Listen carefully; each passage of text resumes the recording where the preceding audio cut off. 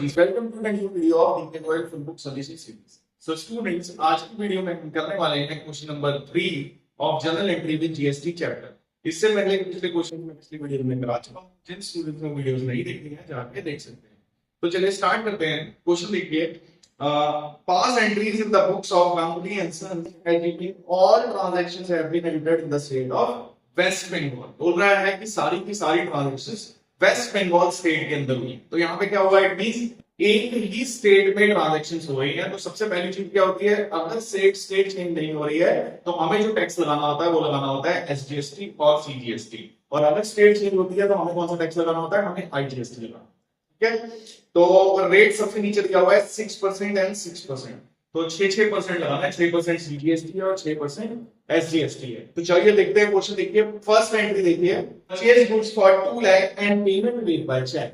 बोल रहा है कि हमने सामान खरीदा कितने रुपए का, 2 लाख रुपीस का। तो एक चीज हमने पहले पढ़ी है कि जब भी हम परचेज करेंगे कोई भी चीज तो हमारा जो टैक्स लगेगा उसका नाम होगा इनपुट, और अगर हम कोई चीज सेल करेंगे तो हमारा जो टैक्स होगा वो होगा आउटपुट। तो इनपुट कौन सा कब लगेगा, जब हम परचेज करेंगे। यहाँ पे हम परचेज कर रहे हैं, परचेज कब आता है, परचेज एंट्री के अंदर डेबिट में आता है। मींस क्या होगा कि सबसे पहले परचेज की एंट्री बनेगी, मतलब एंट्री बनेगी परचेज अकाउंट डेबिट, परचेज आ जाएगा पहले। ठीक है, और इसके बदले में जा रहा है पैसा, तो वाली साइड में आएगा। ये इसकी विदाउट जीएसटी हमारी एंट्री होगी, पर हमें इसमें जीएसटी लिखना है। तो जीएसटी का सिंपल रूल होता है, जीएसटी सामान के ऊपर लगता है, तो सामान जिस साइड होगा जीएसटी भी उसी साइड आएगा। तो यहाँ परचेज है, परचेज में सामान है, तो परचेज डेबिट में है तो जीएसटी भी डेबिट में ही आएगा, क्योंकि वो सामान और सर्विस के ऊपर लगता है। तो जिस साइड सामान होगा या सर्विस होगी उस साइड पे ही जीएसटी लगेगा। तो इट मींस यहाँ पे जो जीएसटी है, पहली बात तो परचेज पे जीएसटी कौन सा लगता है, इनपुट जीएसटी। तो एंट्री बनेगी input CGST account debit, input SGST account debit to bank account। अब देखो परचेज कितने रुपए की करी थी, परचेज हमने करी थी 2 लाख रुपए, तो परचेज में लिखो 2 लाख, और यहाँ पे जीएसटी कितना दे रखा है, 6% दे रखा है। ऑल्दो ये रेट नहीं है, चलो हम तो सीख रहे हैं जीएसटी लगाना, तो रेट से हमको यहाँ पे फर्क नहीं पड़ता है। ठीक है, तो 6 × 12, तो यहाँ 12,000 हो गया, ये भी 12,000 हो गया, दोनों का टोटल करो वो आ गया 2,24,000। ठीक है, ये एंट्री हमारी कंप्लीट हो गई। इस एंट्री का सिंपल सा मतलब है सामान था 2 लाख रुपए का, उसके ऊपर 24,000 रुपए टैक्स लग गया और हमें वो सामान 2,24,000। ठीक है, चलो next entry, goods for 1,60,000 Devki Nandan and sons. 1,60,000 का सामान हमने देवकी नंदन एंड सन्स को बेच दिया। ठीक है, तो ये हम उधार बेचा है, सेल्स हो गई। सेल्स के टाइम पे जीएसटी कौन सा लगता है, आउटपुट। तो सेल हमेशा क्रेडिट साइड पे आती है, ऊपर कौन आती है, अगर पैसा आया तो पैसा है, यहाँ पे पैसा आया नहीं, यहाँ पे नाम आया है। सेकंड एंट्री में हम लिखेंगे Devaki Nandan and sons debit to, क्या लिखेंगे, टू सेल्स अकाउंट आ जाएगा। सेल कितनी थी यहाँ पे, सेल हमने करी है 1,60,000, 1,60,000 की आ जाएगी सेल्स। ठीक है, आप देखो सेल पे जीएसटी लगता है आउटपुट, और मैंने एक और बात बताई कि जीएसटी सामान वाली साइड पे रहेगा। देखो देवकी नंदन तो सामान है, सामान कौन सी साइड है, हमने जो सामान बेचा है ये है सामान, तो टैक्स भी इसी साइड लगेगा। Means output CGST account to output SGST account. कितने परसेंट लगाना है, 6%। 16 6 होता है 96, इट मींस 9600 टोटल। अगर हम इसका करेंगे तो हमारी वैल्यू बन जाएगी 1,79,000। ठीक है, यहाँ पे एंट्री होगी। नेक्स्ट देखते हैं, purchase goods for 50,000 on credit. हमने अब सामान खरीदा है उधार, तो हमारे पास क्या आएगा, सामान और दूसरी तरफ उसका नाम आएगा, और यहाँ पे नाम नहीं दे रखा, तो नाम नहीं दे रखा होता है तो हम क्या करते हैं कि अब हमें उसे फ्यूचर में पैसा चुकाना है, और जब हम किसी को फ्यूचर में पैसा चुकाना होता है उसको हम बोलते हैं क्रेडिटर। मींस एंट्री क्या होगी, हमारे पास तो आया सामान, जो भी चीज आती है तो हम पहले लिखते हैं एंट्री। मींस एंट्री पर परचेज अकाउंट डेबिट, अब परचेज है तो इनपुट वाला टैक्स लगेगा, मींस इनपुट यहाँ लगेगा इसी साइड, परचेज वाली side. Input CGST account debit, input SGST account debit to, यहाँ पे किसी का नाम नहीं था, नाम होता तो उसका नाम लिखते, पर यहाँ पे नाम नहीं था तो हम लिख देंगे क्रेडिटर। सामान कितने का खरीदा था, 50,000 का, 6% टैक्स लगाना है। 6 5 30 मींस 3,000 रुपए आ गया, 3,000 रुपए आ गया, टोटल हमारा हो गया 56,000। ठीक है, तो ये हमारी ट्रांजेक्शन भी हो गई। हम आपको मिला देते हैं। फिर देखते हैं next entry, paid for printing and stationery 4000, paid for printing and stationery. देखो यहाँ पे मैंने साइड में लिख रखा है जीएसटी एग्जेम्प्ट आइटम्स। इसका मतलब क्या होता है, अगर इसमें से कोई भी चीज क्वेश्चन दी होगी तो उसके ऊपर जीएसटी नहीं लगेगा। तो प्रिंटिंग एंड स्टेशनरी तो देखो इसमें आता नहीं है, मींस यहाँ पे जीएसटी लगेगा।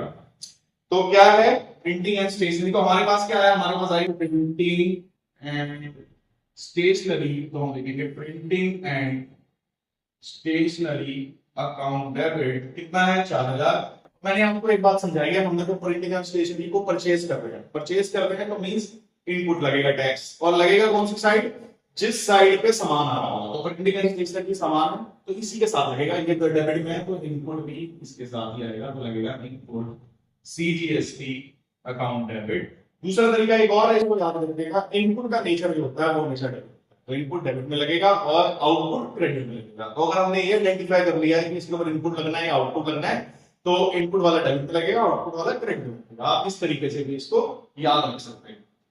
तो इनपुट एसजीएसटी अकाउंट डेबिट, और इसके बदले में क्या दिया है, पैसा, तो पैसे को लिखना है कैसे।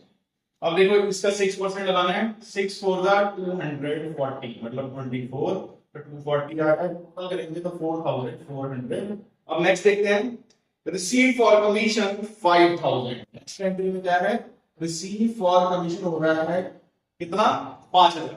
हमारे पास क्या है, रिसीव करेंगे तो पैसा आएगा, सिंपल बात है, तो पहले तो आता है वो हम लिखेंगे, कैश तो हमारे पास आएगा, तो जो आता है उसको डेबिट पे लिखते हैं। और ये पैसा क्यों आया है, दूसरी तरफ उसका नाम लिखेंगे, तो ये पैसा आया है कमीशन अकाउंट। अब देखो इसमें कमीशन भी नहीं लिखा हुआ है, एग्जाम आइटम्स में कमीशन नहीं है, इट मींस कमीशन के ऊपर भी जीएसटी लगेगा।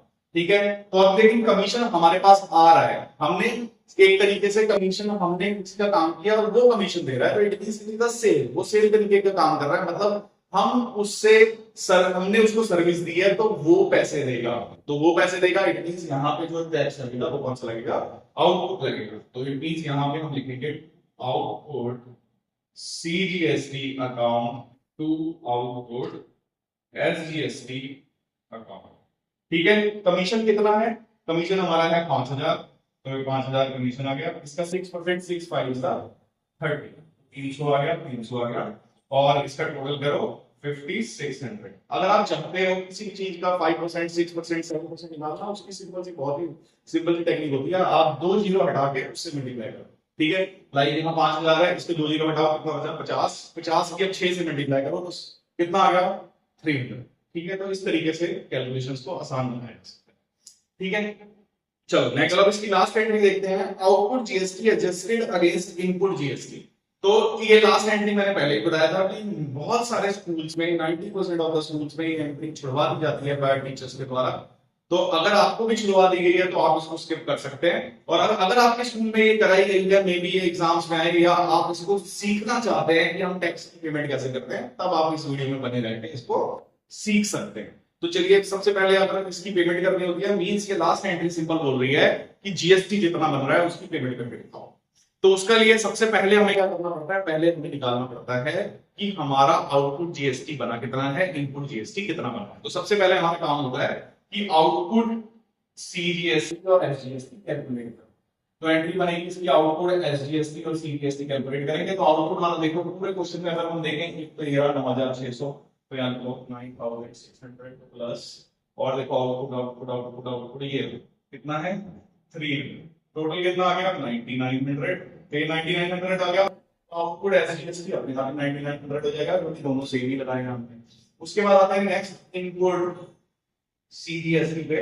इनपुट सीजीएसटी देखो कितना है 12000, तो लिखो 12000 प्लस, फिर कितना है 3000 प्लस 3000, फिर कितना है प्लस 140 प्लस कितना ही है, इसका टोटल करेंगे तो देखो 15240 रुपए।